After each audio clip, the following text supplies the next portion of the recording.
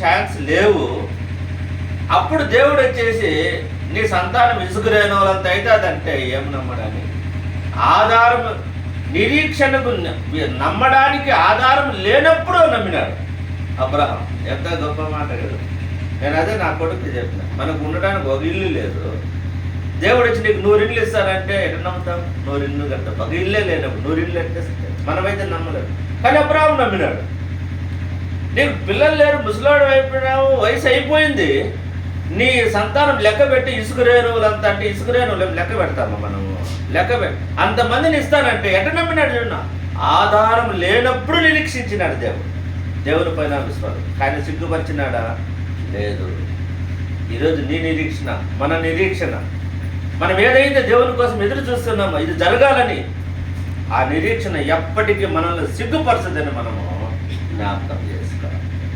ఈ నిరీక్షణ ద్వారా కొన్ని ఆశీర్వాదాలు